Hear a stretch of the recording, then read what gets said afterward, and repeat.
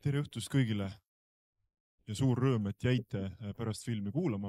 Ma kõigepealt alustan väikese pihtimusega. Ehk et selle filmi näitamine siin festivalil oli minu ja Kaarel Antonsi selline ühine idee.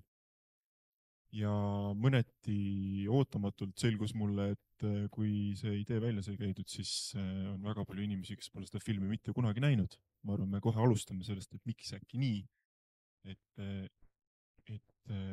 film Nagu nool, mis räägib olümpiavõitjast, ei ole nii tohutult palju inimeste ees olnud, võib-olla ka meil teleris, aga siiski korra veel tutvustan teid, härrased, kuigi see ilmselt liiga pikka tutvustust ei vaja. Peeter Simm, selle filmi režissöör ja teinud siis ka spordidokumentaale, aga ma arvan, et Arabella on nii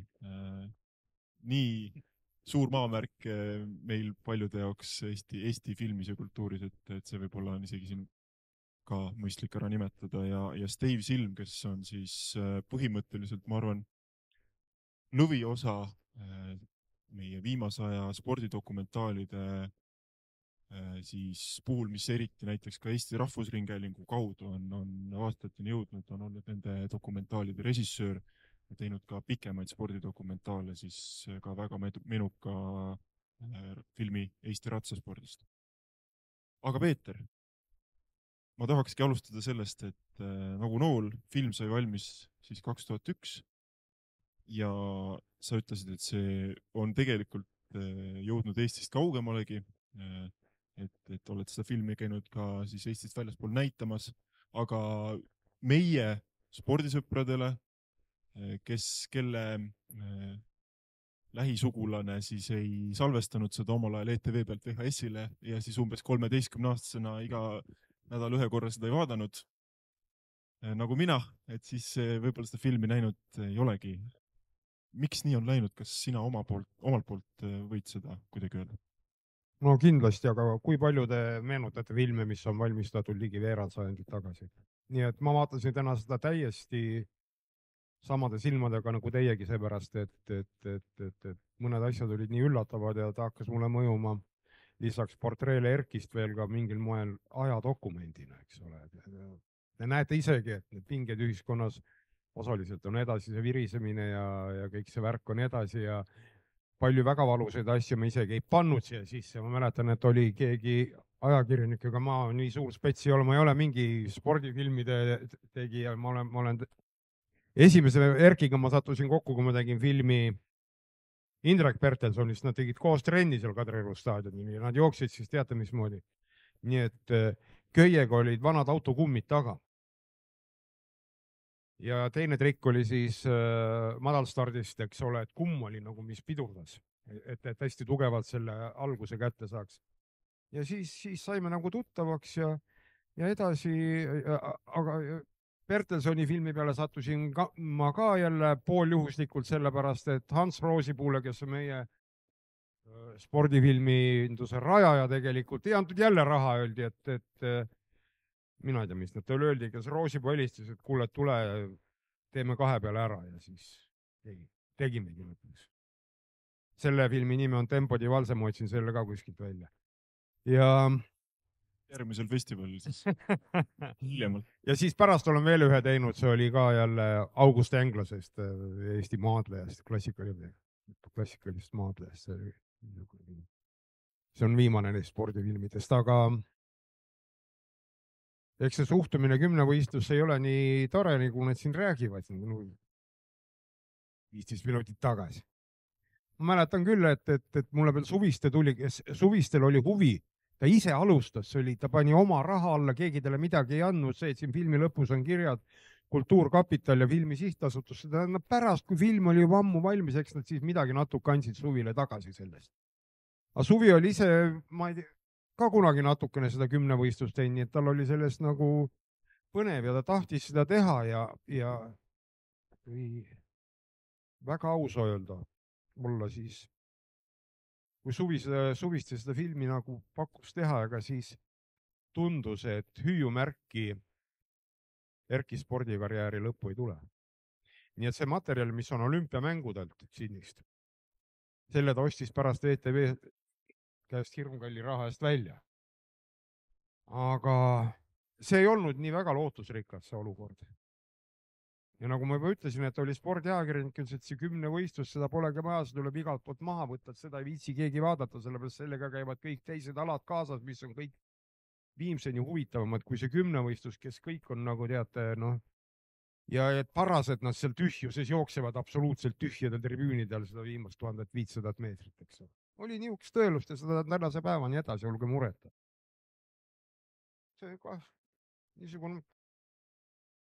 Steve, sinu käest küsiksin, et sa ütlesid ka ise, et filmi Nagu nool sa tegelikult üldse kaua ei ole siis oma teadvuses omanud, et see suhteliselt hiljuti sinu ette sattus ja võib-olla ma arvan, et Steve, sinuga võikski laiendada natukene ja tuua seda tänapäevast mõõdet spordifilmi tegijalt juurde, et kuidas üldse tundub, et kas meil need Eesti spordifilmid on kuidagi piisavalt hästi ka täna kättesaadavad, mis on tehtud ja et äkki meil on selliseid avastamata filme Eestis üksjagu? No ma olen selles mõttes Peetriga nõus kahes osas. Esiteks see on suurepärane portree Erkist. Olles temaga viimastel aastatel kokku puutunud, ma võin julgelt öelda, midagi pole muutunud. Täpselt samasugune. Sest mul on üks film on töös, kus on muuhulgas, ma olen mitmel korral ka Erkiga intervjuusid teinud ja käisime siis seal Hispaanias laagris ja täpselt kõik need asjad, ikka teeme võidu ja küll ta seal võtab kedagi, et teeme nüüd käte peal siin 20 meetrit võidu kõndimist või viskame oda sinna kuhugi punkti täpsust ja no mitte midagi pole muutunud. Ja teine asi, mis ma just mõtlesin, on see, et ajastu dokumendina see on just Eesti kultuuri ja spordiruumis suurepärane teos, sest et näiteks kas või üks mõte, et mis meil on tegelikult praegu minu meelest suureks probleemiks ongi see, et spordikultuuri kadumine kui selline. Kui me vaatame see, kui Erki tuli olümpiavõitjana tagasi, tal oli siis Budõlin ja Bertelson olid selja taga. Raekoja plats oli paksult rahvast täis. See oli 90-ndatel kogu aeg nii. 96 ei olnud, sest siis medalit ei tulnud, aga varasemalt kogu aeg oli nii. Viimastel aastatel on selliseid üritusi sisuliselt, peaaegu ei olegi. Ma mäletan, et kas see oli äkki 2010 Vancouver, kui juba tehti Vabaduse väljakul, seal väga rahvast ei tulnud kohale. Kelly tuli Pekingist medaliga tagasi, oli väike vastuvõtt seal Coca-Cola Plaza taga väljakul. Ei olnud enam väga palju nagu rahvast, et kuidagi kas see pool osa kultuurist on muu hulgas nagu kadumas. Kunagi võin pikemalt analüüsida, miks see nii on nagu läinud, aga kas või sellise ajastu dokumendina, et kui tähtis, kui suur kuju Erki tolles ajas oli, kui suur, kui palju sport tollel hetkel inimestele korda läks ja kui tähtis oli see nagu ühiskonnas. Et ta võib-olla see on nagu selle filmi puhul väga hea peegeldus tänapäeva. Ja kui sa küsid nüüd tänapäeva filmide kohta, siis ongi kuidagi huvitav nii, et mulle tundub, kui ma ütlesin, meil on see spordikultuur on hääbumas, siis ongi justkui tekkinud nagu omat moodi vastukultuur või on hakatud seda kuskilt otsast nagu päästma. Et siin viimase 5-6 aastaga on hakatud spordifilme oluliselt rohkem tegema. Et oligi see Maadluse film, mille Peeter tegi, oli 2015. Siis mul on siin endal välja vaadatud, kõik spordiajakirjanikuga ikka pead tabeleid, et siis 2018 oli see Taaramäe ja Kangerti film ja 2019, ma arvan, oli tegelikult selline nii-öelda suure tagasituleku algus Ott Tänaku filmiga. Et mina ütlen, et Ott Tänaku film oli mõnes mõttes müüdimurdja, et ehkki selle sisu üle võib vaielda, kas oli, siin osad ütlevad reklaamfilm või mis iganes, kuidas me tahame seda näha, siis see oli film, mis näitas, et tegelikult inimesed tahavad spordikultuuri nautida, nad on valmis sellest maksma, nad on valmis tulema kinno, sa pead lihtsalt leidma üles selle õige persooni, selle õige loo. Ma ei tea, Peeter oskab öelda, kuidas tollel ajal oli Erki ajal, et tollel ajal lihtsalt kinos vist selliseid filme väga nagu ei näidatud või? Kas see Erki film kinodes käis, siis selle kohta mul täiesti andmed puuduvad. Ainult Esikal üks kord Sõpruse kinos ei näidatud. Minu meelest ei, see oli nagu televisioonide jaoks tehtud ja eks Suviste müüs seda siis nii palju kui sai ja see on kõik õige, et spordikoht meie ühiskonnas on muutunud, on kino muutunud. kõik on roninud taskusse. Jah. Aga Peeter, ma küsin edasi, et miks oli see aeg hea, et teha Erki Noolest film? Tegite seda filmi siis 99 põhiliselt, eks ju, 2000 ka. Et miks see aeg oli hea, sest mina mõtleksin jälle sportlase perspektiivist, Sydney olümpia oli tulemas ja võib-olla mõni sportlane nii vastutusrikkal perioodil oma elust nagu ei tahaks, et teda kuidagi segatakse veel mingi filmiga, aga noh, ilmselgelt Erki Nool oli siis nõus, et te teete. Ja ei, Erki on sedalaadi inimene, kes käis teistele Eesti kümnevõistlejatele kergejõustiku rahvale ütlemas, et miks te ei reageeri, et kui sa said ju latist üle, no tunne selle üle rõõmu, kummarda, täna auditooriumid selle eest. Nad on tulnud siia selleks, et näha midagi teistsugust, midagi, näha inimeste tundeid.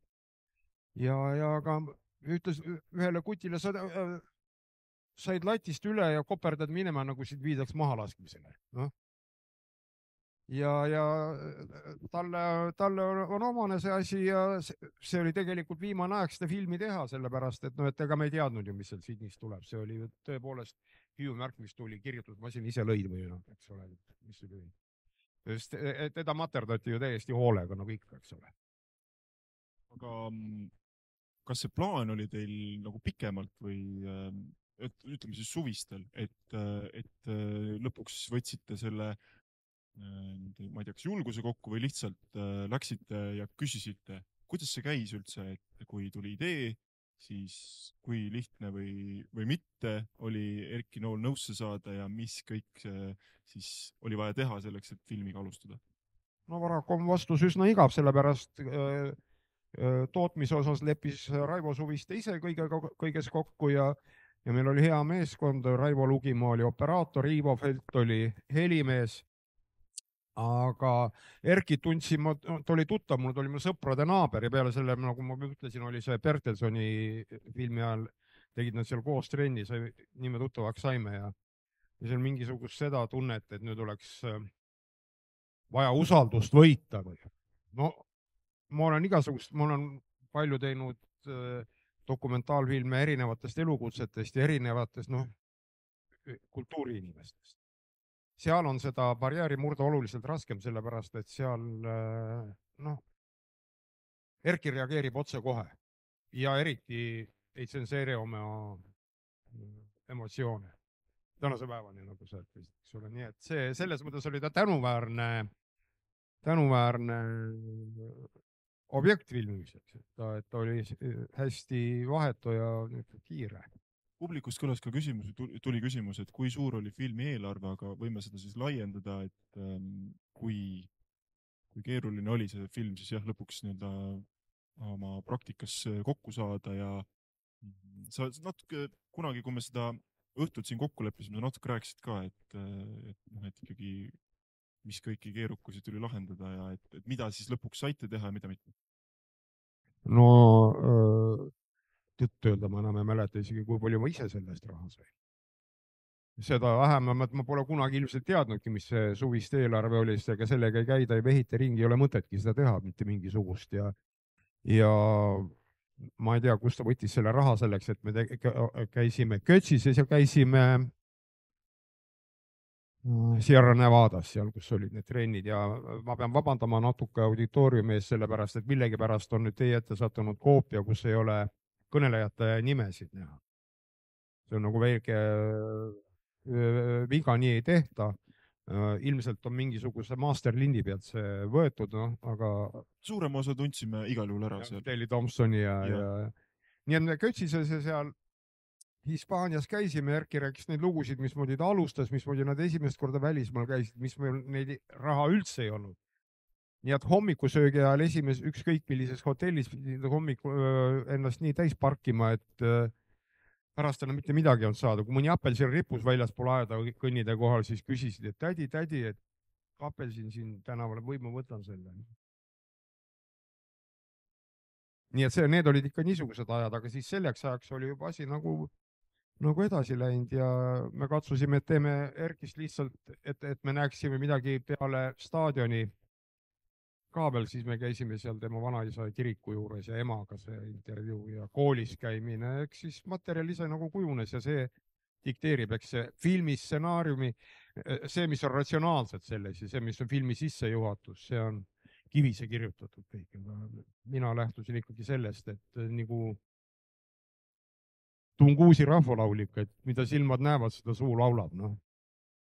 Steve, kui jutuks oli see idee, et Erki Noolest filmi teha, siis mis sina ütled oma kogemuse pealt, et kuivõrd head või halba aega on ühel või teisel teemal, et teha sellest filmi spordi valdkonnas, et kuidas sina oleks teinud, kas see aeg Erki Noolest filmi teha oleks sinu jaoks ka tundunud kõige õigem või üldse, et mis kaalutlustel režissöörid neid valikuid teevad, millal, kellestki või millestki filmi üldse hakata tegema? No ma arvan, et Erki oli tolles ajas vist sisust, ma arvan, peaaegu et ainukene, kellest kindlasti olekski tulnud film teha. Lihtsalt just selle sama põhjus, et ta oli nii polariseeriv kuju. Kas armastad või vihkad? Ja ta läks inimestele korda, ükskõik millise emotsiooni ta sulle pakub. Ja seda on ka tribüünidelt näha ja seda on tegelikult tänase päevani näha. Ma olen puutunud kokku inimestega, kui ma ütlen, et jah, näed, me käisime seal Hispaanias, tegime Erkiga seal intervjuu. Mis tal rääkida? Loll, noh. Ta nagu, mis vend ta nagu siuke on. Ja siis mul on hästi kogenud helimees, kes on helioperaator, kes on teinud hästi palju ka spordifilmi, ise absoluutselt olemata spordiinimene, teda sport üldse ei huvita, aga kõik Tänaku filmid, kõik on helimehena ära teinud. Ja siis ütleb pärast Erki intervjuud, kuule, see oli üks ägedamaid ja paremaid intervjuusid, noh, et mis ta nagu viimastel aegadel üldse nagu kuulnud on, et siis mõtled ka, et noh, see tema Erki maailm, see on lihtsalt nii seinast seina maailm, et ja puhtalt sellepärast on ta juba huvitav, et tegelikult mis on just veerand sajandit hiljem me vaatame seda filmi ja tegelikult on endiselt huvitav ja endiselt me võime mingite teemade üle diskuteerida, mida ta seal nagu õhku viskab. Ja et sa võid olla taga nõus, sa ei pea taga nõus olema, aga sul see nagu sa kujundad mingi arvamuse sellest ja tegelikult selliseid karaktereid ju filmi nii-öelda peategelaseks ju otsitaksegi. Aga kui sa enda praktikast vaatad, siis mis on enamasti olnud need põhjused, et miks nüüd mingi teema on sellel momendil või selles perioodis läbi sinu näiteks filmiks saanud, et kas see dikteerib selle raha, kes annab raha mingil aastal lihtsalt mingi teema jaoks, dikteerib selle mingisugune ikkagi ühiskondlik ootus või noh, et kuidas see Eestis üldse käib? No see on jah lai küsimus ja keeruline. Tegelikult minu meelest lõpuks ikkagi on see, kas seal inimesel on lugu taga või ei ole. Noh, tegelikult see on nagu see, et praegu ma teen filmi juba 4 aastat siin filmime, 2020 hakkasime filmima, teeme Magnus Kirdist, kes ei ole nii polariseeriv kuju, aga seal on selline suurem ja sügavam lugu taga, eks ole. Et äkki saab järgmine aasta valmis, noh, loodame. Aga et see ikkagi see lugu, noh, sest Erki Nool iseenesest on juba lugu.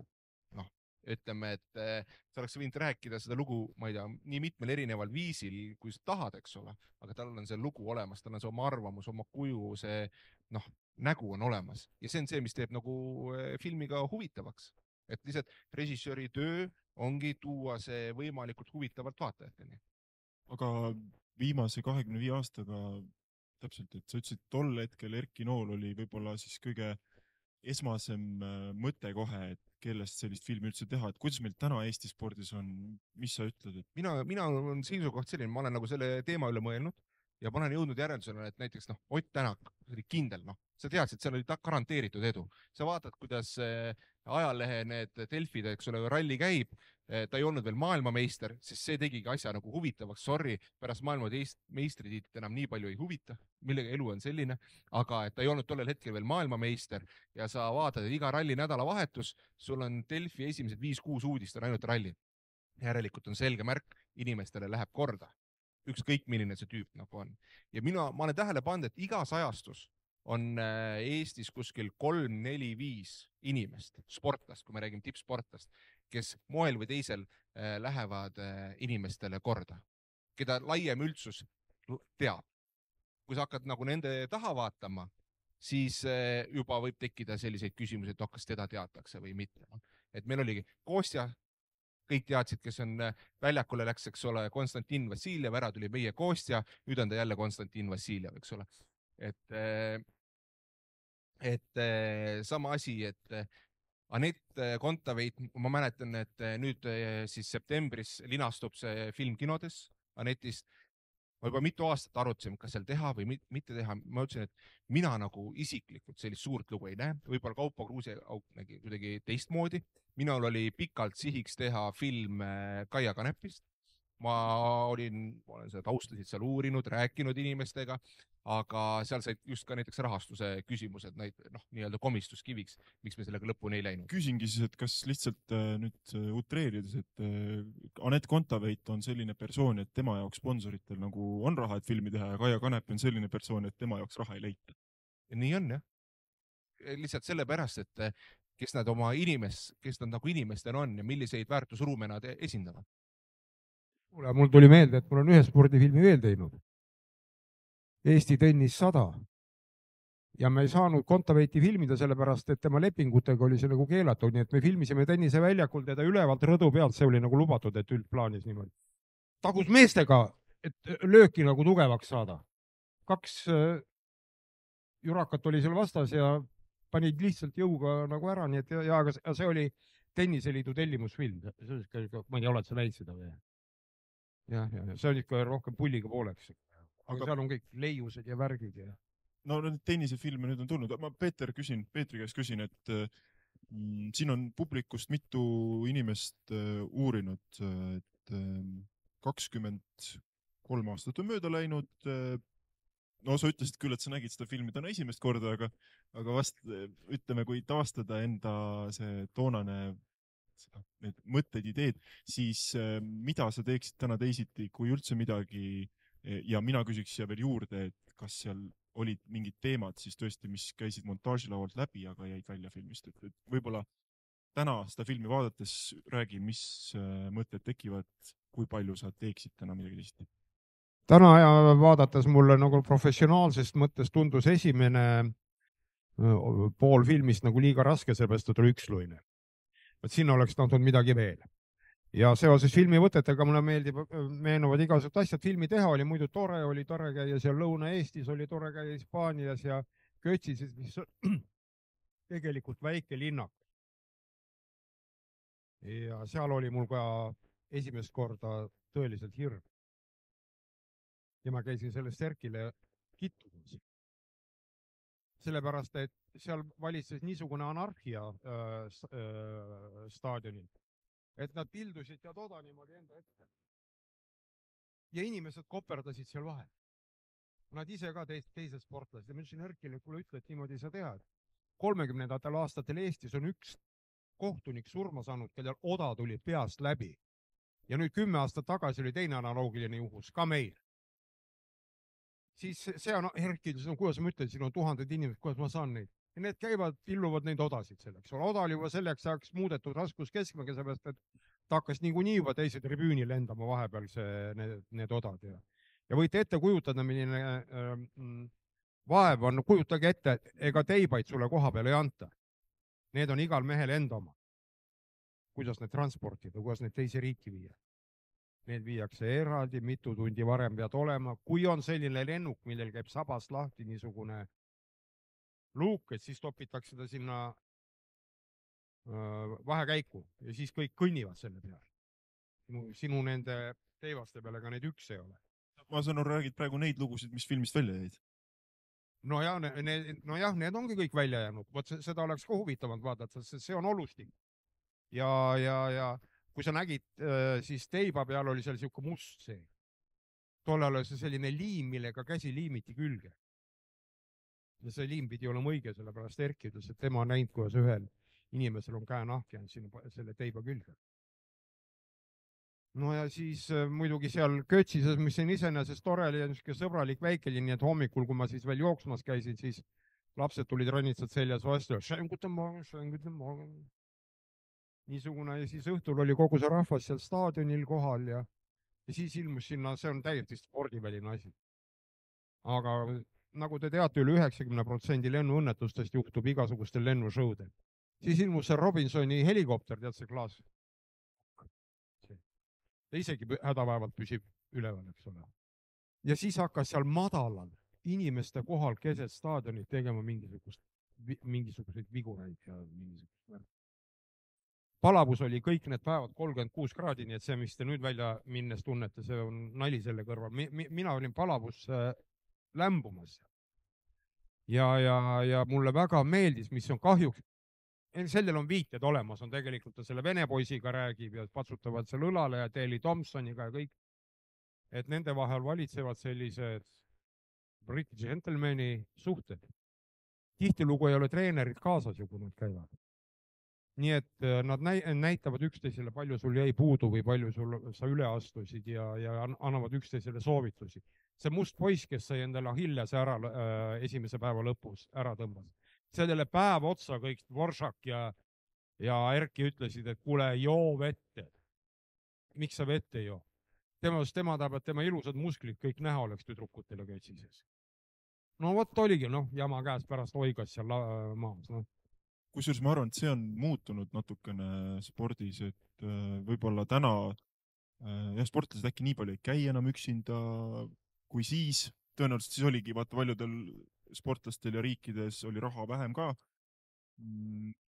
Enne Steve, ma veel Peetri käest ühe teema küsin ära, muidu mul läheb küsimata, et ütle palun, Peeter, kui jutt oli sellest, mis teemad välja jäid, et kas selle filmi tegemise ajal käis läbi mingil määral ka dopingu teema teie jutust, et kas sellest oli filmi tegemisel juttu näiteks, et kuidas Erki sellesse suhtub või ei olnud üldse?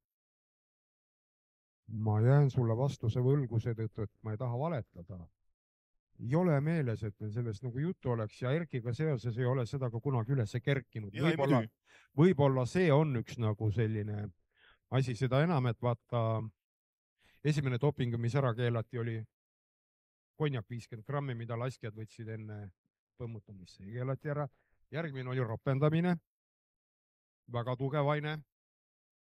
Ja need tõstjad vandusid enne Berliini ja Müntmängu kurja seal kangi juures ja siis kes see aru saab, mida ta seal parasjagu oma rumeenia keeles ütleb, siis pead üldse vaikama. Siis võid röögatada, kui revimise ajal nagu tõmbad parasjagu.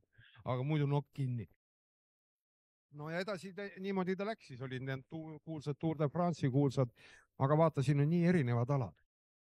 Kui slalomistid võtavad dopingut selleks, et nägemist teravust tõsta, siis mida sa siin teed? Siin on vastupidavusalad, ainuke asi see taastumine, mis väänati Armstrongile kaela, eks ole. Ma saan aru, et teema jutuks ei olnud, aga Steve jätkab.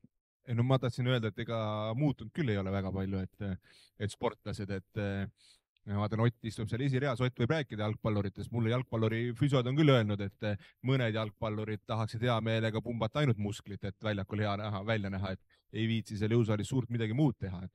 Et neid näiteid tegelikult on siiamaani, et kellel millised prioriteedid on, eks ole.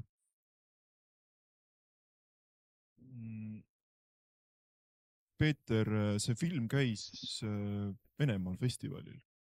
Sa rääkisid. Ja see on tuntud Vene mängufilmi lavastaja Tule ja vaata ja Agoonia ja Elem Klimov mängufilmi lavastaja. Ja tema vend, kahjuks mul ta nimi meelde ei tule, on tuntud Vene spordifilmide režissöör ja tema viis läbi Krasnogorskis seda spordifilmide festivali ja sealt me saime loomulikult diplomi. Nagu te isegi teate, et Venemaal ei ole võimalik tagasi ilma mingisuguse paberilipakata või mingisuguse matrjoškata, nii et see nii ta on, aga vähemalt me häbisse ei jäänud ja Vene naistele Erki meeldis.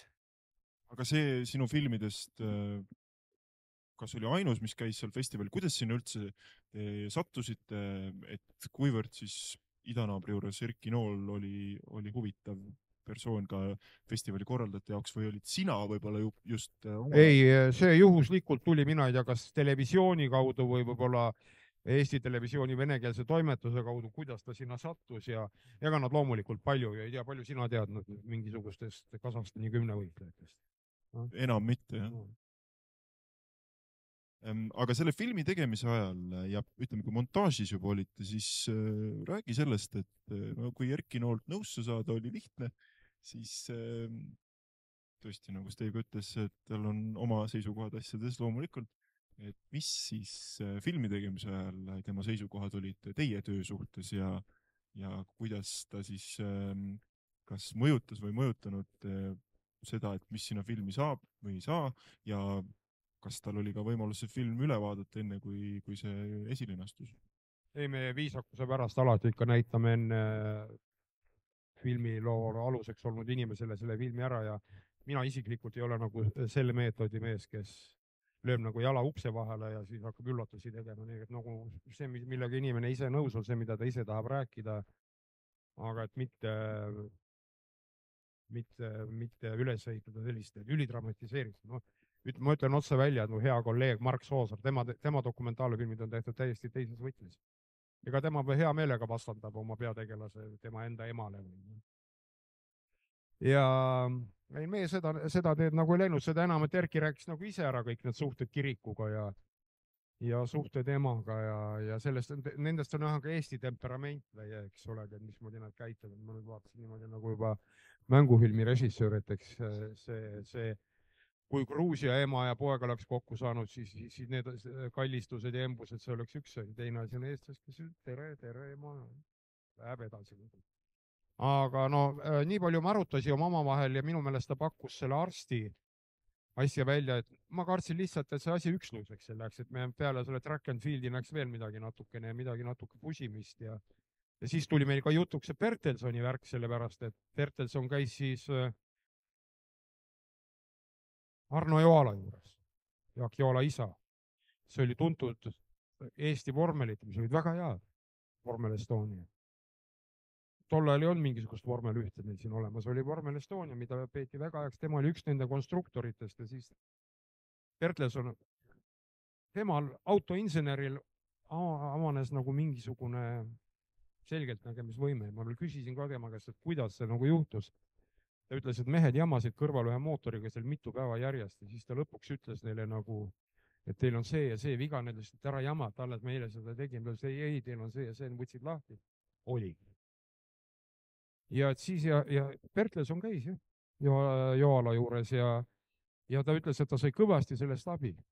Aga Erki, mul oli tunne, et ta formuleeris kunagi meile teistmoodi selle asja, et kui ta mingisugusegi osa oma tahtejõust, tahtest ja väest usaldab kellelegi teisele, kes peab seda siis mingil moel nagu pärmiga tõstma või upitama, mis tegelikult ta kaotab selle. See on nagu loterii. Ja tema sellega absoluutselt nõus ei olnud. Aga teile usaldas? Ta rääkis seda lugu, et no mina ei lähe sinna eales. No. Ta ei ole risti ette ka sealt see ristil ette löömise jutt tuli. No see luterlastel ei ole see kuskil ei nõutav ega iseloomulik see risti ette löömine. See on rohkem õigeusklik ja katoliiklaste. Steve, siin mõned kuud tagasi spordimuuseumis käis Gerd Kanter, siis mina pakkusin välja ühe idee, millest meil vist sinuga on ka juttu olnud, et võtame Erki Noole lihtsalt kui figuuri, siis muidugi tema oluline see täiend on, et tegemist on olümpiavõitja. Et kuidas sina ütled, kellest Eesti spordis, kui meil kui kultuurrahval, meil kui ühiskonnal üldse, et oleks vaja kindlasti, et tehtaks filmid, et Gerd Kanterist ju sellist filmi ei ole, aga ütleme, kui sa enne rääkisid siin konfliktsest persoonist või persoonist, kellel on mitu tahku, siis Gerd Kanteril kindlasti on neid oluliselt vähem kui Erki Noonel, eks ju, aga kas Gerd Kanterist ja lasta vähem. Ja kas Gerd Kanterist peaks olema film juba sellepärast, et ta on olümpiavõitja või kuidas sina seda laiemat pilti näed? Sellepärast ma küll ei arva, et inimesed peaks tegema filmi, et ta on olümpiavõitja. Ja ma arvan, et kui Raul Rebane oleks tahtnud, et Gerd Kanterist tehtakse film, siis see film oleks ka juba valmis. Selles mõttes me peame ikkagi meeles pidama, et Gerd Kanteril oli väga korralik PR-tiim selja taga, kes väga palju tal asju ette taha ära organiseeris ja neil on ju lõputult enda filmitud materjale treeningutelt, asjadelt, kõikidelt, et kui nad tahaksid, saaks sellest kindlasti filmi, ma arvan, et sellisel juhul oleks juba tehtud. Ma ei oska rohkem nagu öelda, sest et Kanteriga oli natukene sama fenomen minu meelest, mis Tänakuga veidikene, et vaata, see tuli olümpiavõitjaks ära, eks ole, tiim lagunes laiali, ja siis ma mäletan, et mingi tiitlivõistlust, et Kanter võitis medali inimesed. Ja siis, eks ole, et natukene seesama efekt veidikene oli, aga loomulikult võiks filmi teha, loomulikult seal võiks rääkida suuremat selle loo lahti, aga nad mõnes mõttes on seda teinud lihtsalt teisi vahendeid valides. Kanterist oleks pidanud siis filmi tegema, kui ta järjest kvalifikatsioonides ebaõnnestus. Ja no tema puhul olekski võib-olla olnud, kui me nüüd hakkame sinna oleksite maailma minema, noh, et täpselt, et sa hakkadki seda ühte karjääri jälgima, noh, laias laastus Raul Rebane, kes ta mingi hetk võttis oma nagu hõlma alla, keda ta manageeris, oleks pidanud aru saama sellest, et okei, mul on siin supertalent, aga äkki annaks seda ka kuidagi nagu koheselt, looks vormida, nagu suuremaks looks. Nemad tegid raamatu. Nad tegid raamatu, täpselt. Ja kusjuures see ongi väga huvitav trend näiteks, võin öelda, et kui te vaatate, mis spordidoki maailmas nagu toimub, et eelmine aasta vaata linastus mul see film Kaks südant kinodes, oli suur menuks, ma mäletan, et inimesed tulid kinno, vaatasid, kiideti, kõik oli, ma mõtlesin ka, et mis pull nagu on, eks ole, et ei ole nüüd enda meelest nagu nii palju vaatajaid, eks ole, aga no selgus, et doki mõistes väga palju, et seal, ma ütlesin, okei, väga tore, aga kuidas see film sündis? See sündis samal asjal, et Ratsaliit soovis teha raamatut. Nii. Nad rääkisid seal ühe kirjanikuga, teisega ja sinna juurde tahtsid teha mõned klipid. Ja siis mina hakkasin seda teemat nagu arendama, et kuule, äkki siin on nagu suurem lugu peidus, räägime siin nagu laiemalt selle loo lahti, mis siin nagu variandid on ja see kujuneski lõpuks välja selleks, et raamatu asemel sündis film. Ja no nüüd ongi see, et kuhu me oleme jõudnud ka väga, kui te lähete sinna Netflixi või erinevatele platvormidele, praegu on metsik spordidokkide buum, aga kahjuks muidugi tuleb öelda, et seal on ka selliseid, mitte väga häid asju, aga see on natukene see ajastu, mis oli 10-20 aastat tagasi, kui Wayne Rooney oli 23-aastane ja andis välja oma eluloo raamatu esimese osana. Eks ole, et mida seal oleks siis nagu rääkida, aga lihtsalt müüdi seda nime. Müüdi raamatut, müüdi läbi selle nime, aga praegu ongi nagu trend minu meelest sinna poole minemas vaikselt, et nende raamatute asemel hakatakse järjest enam tegema filmi, sest mis juhtus selle sama ratsutamise filmiga, oligi see, et kui paljud inimesed oleksid selle raamatu nagu ostnud. Hästi, võib-olla paaril sajal inimesel oleks see raamat kingitud. Kui paljud neist oleks selle raamatu nagu päriselt läbi lugenud. Praegu oli siis nii, et kinno tuli sinna üle 4000 inimese ja minu meelest oli esilinastus ETV-s oli keskmiselt igat minutit vaatas 53 000 inimest, eks ole. Et nad lihtsalt jõudsid oluliselt suurema auditooriumini läbi filmi. Ja ma näen, et see on praegu trend. Steve saatis mulle tabeli väga informatiivse siin näiteks, kui midagi välja tuua, eelmise aasta Eesti dokumentaalfilmid, kui palju midagi kinos vaadati ja esimesel kohal on loomulikult Savusauna sõsarad, vaatajaid siis 33 000, aga teise koha saavutas Kurvilise tee legendid, mis räägib meil siis teatavasti rallispordist 70-80 aastat ja 4. koht on siis Kaks südant Steve'i enda film ratsutamisest, et esinelikus on 2 spordifilmi. Ja need 2 aasta ainsad dokifilmi kinodes spordist. No vot, ja tähendab, et tabavusprotsent on väga hea. Ma võib-olla isegi Peetri käest küsiksin seda, et sa oled nii kogenud filmitegija, et kas sul on mingisugune teooria või seletus selles osas, et sinu jaoks, miks see spordidokumentaal on niivõrd kandvasse rolli tõusnud meil filmimaailmas üldse praegu. Maailmas paistab nii, Eestis paistab niimoodi. Et kui ta oma võimaluse saab, siis inimesed vaatavad. No mul on üks esimene pähe tuleb väga banaalne vastus on see, et inimesed praegu rohkem vaatavadki pilti, kui loevad tähti. Et ekraan ükskõik kui suur või väike taga ei ole, asendab nagu raamatut. See on nukker niisugune paratamatus. See on siis see nagu dokumentaali populaarsuse küsimus. Ja ega neid dokumentaale kinodes pole kunagi nii väga näidatud. Vene ajal näidati, eks ole, suure filmi ette Ringvaades, see oli 10 minutit, oli ta siis Nõukogude Eesti või mingisugune Fitill või Krokodill aga ainult üks kino oli vist Tallinnas, kus oli see katkematu seanss. Võisid 10 kopka või 20 kopka eest endale pileti ja siis võisid terve päeva istuda, vaadata neid samu filme kogu aeg korduvatena, aga ega neid niimoodi ei näidatud ja oli esilinastus ja head aega. Edasi ainuke, mis oli nii televisiooni, et praegu on nendega väga hästi läinud.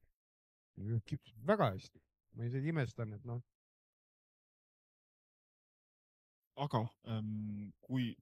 Jah. Vaata, see ongi see, et et kui sa vaatad, ma mõtlesin, et 2015 oli spordidok, kui sa vaatad seda sama tabelit, ma koostasin talle Eesti Filmi Instituudi kinolevi tabeli põhjal, ma koostasin tabelit, kui palju mingeid asju üldse tehakse, eks ole.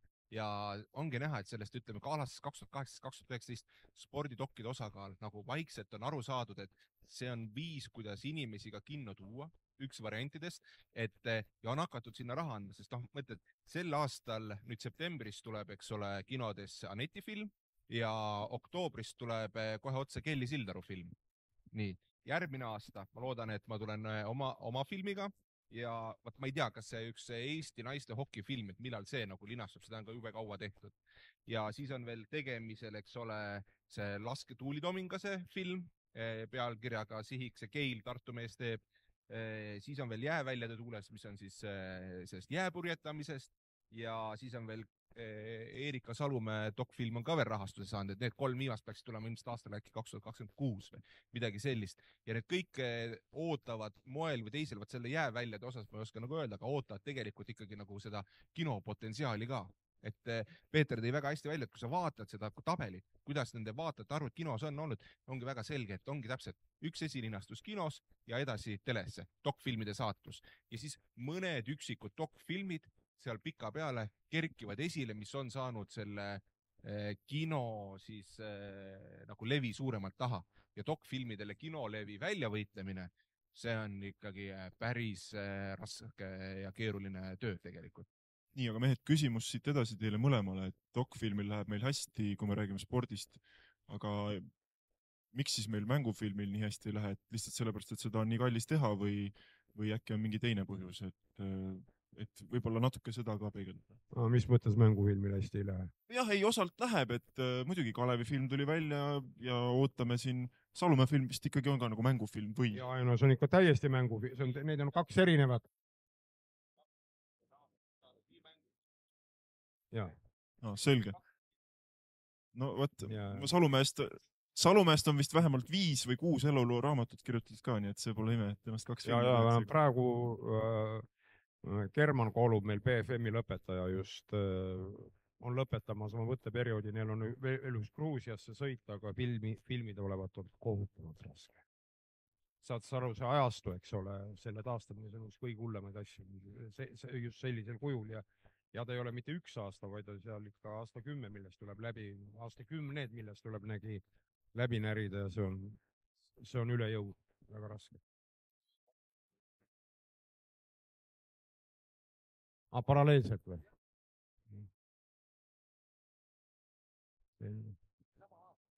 Jah. Vaino Kivi on ju selle mängufilmi produtsent ka. Võib-olla tehakse samal ajal mängufilm ja dokfilm. Homme küsin ta käest, ta tuleb mulle külla.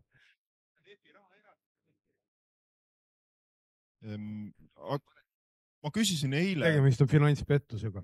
Ma küsisin eile siin panelistide käest, et kuidas siis meil paistab lapsepõlves kasvasin üles 90-ndatel ikkagi selliste Hollywoodi stsenaariumile tüüpiliste spordifilmidega, et mis olid enamasti mõnest meeskonnast, kuidas nad treeneriga kooskõla leiavad või ja need olid mängufilmid siis, mida TV3-s ikka näidati, eks ju, ja siis 10 kordi nähtud ja see oli meie siis ettekujutus, et mis asi on spordifilm, Rockyball Põua siis kaasa arvatud. Kas spordifilm täna on midagi muud, et kas ilusaid spordifilme, selliseid toredaid lugusid, õnneliku lõpuga filme enam ei ole vaja. See ongi muud. Aga nagu ei tehta väga ju või? See võib-olla ei pane tähele. No ei pane. No, näiteks me siin arutasime just lühidalt selle Mark Cavendishi filmi lõpu. Väga ilusa lõpuga. Aga üks huvitav fenomen minu meelest on nende dokfilmide puhul ka nagu juhtunud, et see on nüüd minu subjektiivne tähelepanek, et Peeter võib selle ümber lükata, aga väga palju on dokfilmides hakatud üle võtma ja ma tean, et ma teen seda ise ka ja suhteliselt nagu teadlikult sellist hollywoodilikku 3 akti nagu lahendust. Et seesama, et me siin mingi vaadake Netflixis Mark Cavendishi filmi, ka minu meelest see seal on suhteliselt kenasti sarnaselt nagu olemas. Ja võib-olla see on ka üks põhjus, täpselt see ka nagu see loo jutustamine on nagu arenenud tegelikult justkui nagu mängufilmi reeglitele vastavaks, mis siis, et tegemist on dokumentaalfilmiga. Ja mul on vähemalt vahepeal selline mulje küll jäänud.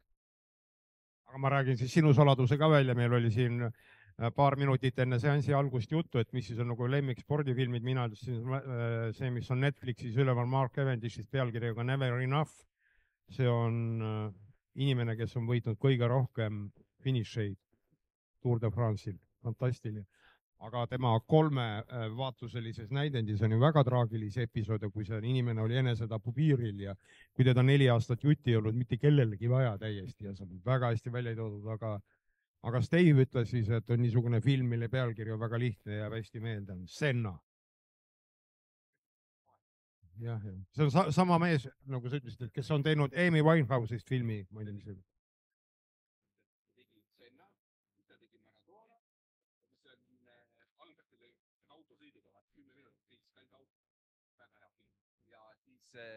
Seejärel tegi Amy Winehouse'ist filmi, mille eest sai ka Oscari.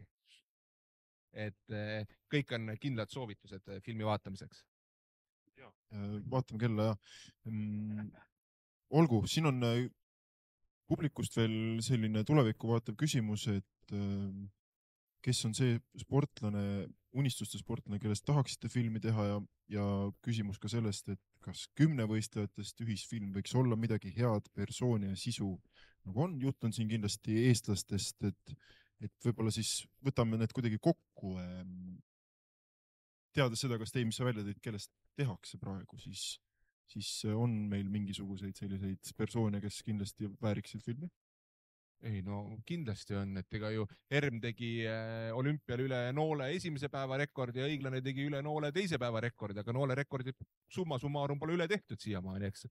Et aga neid sportlasi kindlasti on, aga ma ütlen ka, et see kõige taga on ikkagi see, et mis lugu see sportlane iseendas kannab. Mis on see tema lugu ja režissöörina, loo jutustajana sa nagu peadki mõtlema sellele, et kuidas see näiteks kas või minu väärtusruumiga paika läheb, kuidas see nagu kokku läheb, sest et olgem ausad, näiteks ma teen Magnusest filmi, no ta ei ole nüüd ülemäära põnev inimene, sellest on väga tore ja äge inimene, aga lihtsalt, sest ta on niisugune suhteliselt tegelikult tagasihoidlik, aga kui sa hakkad süübima tausta, läheb väga põnevaks, eks ole, et see, kust ta tuleb, kes on isad, kõik jutud sinna juurde, eks ole, aga et kellest nagu, kes mu unistus on, ma tegelikult, mul on nagu unistus see, et pange tähele, et ühtegi spordifilmi, spordidokki, millest me oleme rääkinud, ei ole tehtud meeskonnaalast. Kõik on olnud individuaalide peal.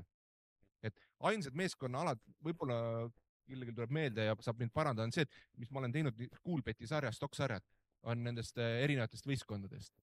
Need on ainsad. Need on sellised doksarjad, väga lihtsalt tehtud, ütleme väikse eelarvega, loodan, et huvitav vaadata, aga et sellist suurt dokki mõnest võistkonnaalast. Ma olen pakkunud välja Jalkaliidule siin mingid variandid ja nii edasi, et pole veel tööks läinud, aga et oli sellest üks tuli meelde, tiim, korvpalli EM 2015, aga see kadus kuhugi täitsa ära. Suhteliselt ikka kadus ära, et seal oli ka mingid tootmisraskused ja nii edasi. Aga muidu sellist suurt ja õnnestumist nagu ei ole. No, jah, Peeter. No tead sa, tiimis teha, see on väga aeganõudev ja pikaajaline töö. Sellepärast tulevad niisugused filmid nagu Kalev, mis on tehtud 30 aastat hiljem, eks ole. Siis saab juba mingit lugu lihtsamini kuidagi sellele kõigele sisse paigutada. Aga ma küsin selle sama küsimuse, mis eile küsisin siin, kui me rääkisime Henn Vallimäega ja Remo Perriga, et siis mis te arvate, et kas see Alaveri ja Veerpalu film tuleb kunagi või ei tule? Vallimäe on endine kümpimees ju. On. Aga see film ei tule enne, kui tähendab üks film, kus on peategelane Veerpalu, ei tule enne, kui Veerpalu räägib. Saladuskattel, ma ei tea, ma tean, et üks Eesti tippteleajakirjanik on uurinud ühe tipptreeneri asjade kohta ja midagi võib-olla seal on töös, aga rohkem infot mul ei ole. Ja kuna see on töös juba olnud ka 3-4-5 aastat, siis ma hetkel olen väga skeptiline, sest mulle tundub, et nendel kahel härral lihtsalt puudub igasugune huvi koostööks. Ja hea küsimus veel publikust, mis on tulnud sportlaste asemel hoopis selline hea dokumentaalfilm Eesti kontekstist treeneritest taustajõust, kes ei ole siis ainult treenerid, füsioterapeudid meil, eks ju, väga tuntud ja head. Et võib-olla siin on ka mingi idee, kuigi jah, muidugi nad ei ole inimestele nii tuntud ja enamasti, kui nad muidugi on füsioterapeudid, siis võib-olla, kui nad ei ole Priit Lehismetsad, siis nad ei ole ka nii värvikad isiksused.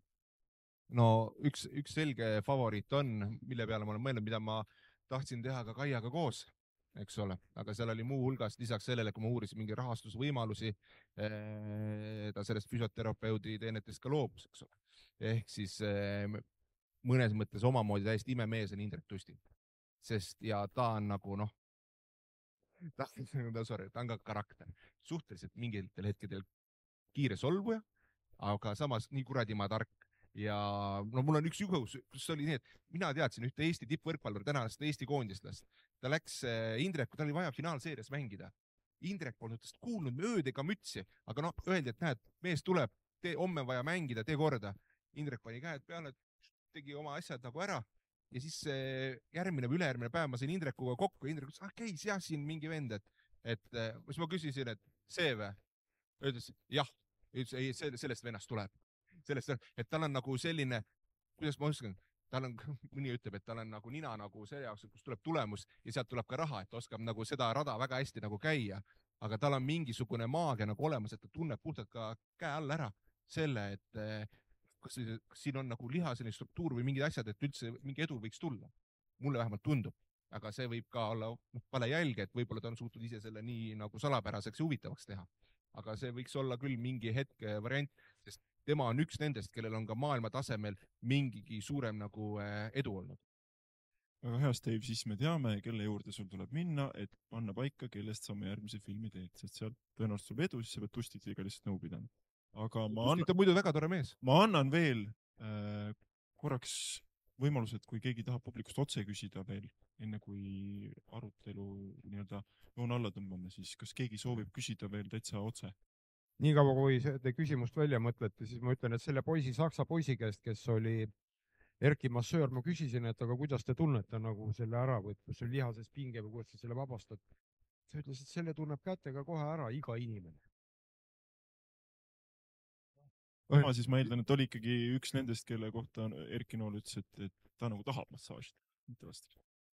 No võt ei tea, et seal mingi see salapärane on, võib-olla pärast Ott oskab mulle öelda, kas seal on mingi saladus, on seal saladus, et no võib-olla. No täpselt, et seal on see nagu mingi lisalevel nagu on, et noh, et sa pead, kas ta oled siis nii hea näitaja või nii hea nagu jutumees või noh, mingi asi seal nagu on, eks ole. Lisaks sellele pead sa muidugi väga hea olema. Suur tänu, härrased. Ja viimasel päeval, siis festivali viimasel päeval meil lõpuks paneelis olid ka siis spordidokumentaalide või spordifilmide tegijad, kes on ise režissöörina seda tööd teinud. Nii et mul selle üle väga hea meel. Ja Peeter, suur tänu, et koos sinuga me selle filmi saime inimeste ette tuua, et ma loodan, mingi valge laik sai jälle kaetud. Aga see, mis Tiit Lepik, see arvutimees teinud, see on täielik ime. Aitäh!